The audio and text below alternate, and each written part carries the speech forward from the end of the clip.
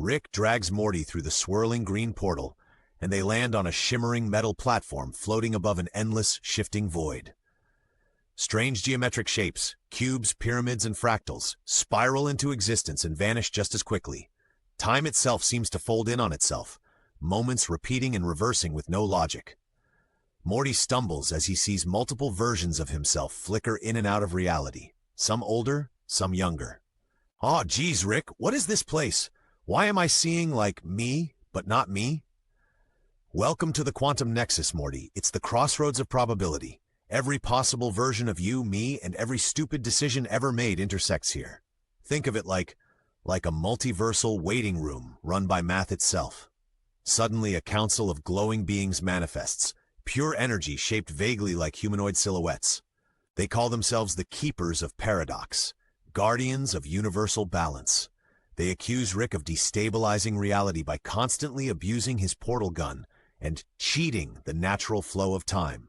Keeper Leader, Rick Sanchez of Dimension C-137, your reckless science has caused fractures across infinite timelines. The paradoxes are collapsing into one another. Oh, boo-hoo, sorry your little cosmic knitting circle is unraveling. Maybe make stronger thread next time. The Keepers declare that unless Rick fixes the imbalance, Morty's very existence will be erased, since Morty is the anchor point most affected by Rick's meddling. Morty, wait, what? Erased? I don't want to be erased, Rick. Relax, Morty. I'll science our way out of this. I always do. Rick pulls out a strange device, a quantum stabilizer, which looks like a mix between a gyroscope and a Rubik's Cube. He claims it can reset the probability flows if they place it at the Nexus Core. But of course, there's a catch. To reach the core, they must travel through collapsing timelines filled with alternate versions of themselves. The portal opens again, this time to a crumbling suburban street where multiple Ricks and Mortys clash with one another, some heroic, some monstrous. A cyborg Morty with laser eyes blasts past, while a wizard Rick rides a dragon overhead. Morty? Rick, this is insane!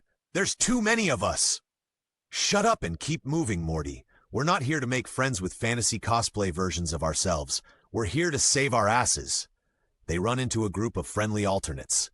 Pacifist Rick, who refuses to use weapons. Morty Prime, who insists he's the real Morty. And Evil Morty lurking in the shadows, watching silently with a sinister smile. The act closes with Rick reluctantly teaming up with Pacifist Rick and Morty Prime to survive an ambush from hostile versions of themselves.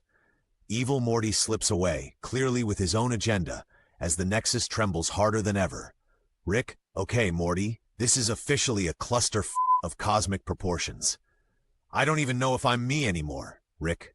Screen shakes, Nexus energy flares, fade to black. The team, Rick, Morty, Pacifist Rick, and Morty Prime, treks across the collapsing Nexus timelines. Each step drops them into a surreal battlefield of alternate selves. The sky glitches between day and night every few seconds, gravity flips randomly, and echoes of choices. Morty refusing adventures, Rick settling as a family man, Jerry becoming president, bleed into the landscape. Suddenly, Cyborg Morty's army of militant Mortys attacks, claiming they'll overthrow all Ricks. Rick fights back with jury-rigged gadgets, grenades made of paradox energy, a portal shield, and a time-slowing wristwatch. Pacifist Rick refuses to fight only to be vaporized instantly. Morty? Rick? He just died! Yeah, Morty, welcome to the multiverse. It's survival of the smartest, not the softest. Meanwhile, Evil Morty manipulates the chaos behind the scenes, stealing Rick's quantum stabilizer fragment and vanishing into another reality.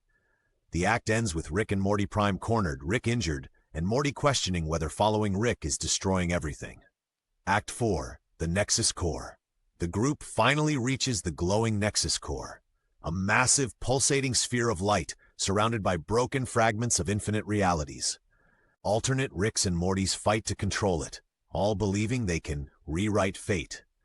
Rick realizes the stabilizer can only work if Morty himself enters the core as the anchor, but doing so risks Morty's existence, since the paradox energy could shred him into infinite versions forever. Morty, terrified. So you're saying I gotta sacrifice myself, Rick? It's either you or all of you, Morty. Every Morty in every timeline dies if you don't do this. Morty Prime to Morty, Don't trust him. He'll always use you as a tool. Maybe we should let the multiverse collapse. It'd be better than being Rick's pawn. Morty breaks down, unsure who to trust. For the first time, Rick softens, admitting he's afraid of losing Morty, but too proud to say it plainly.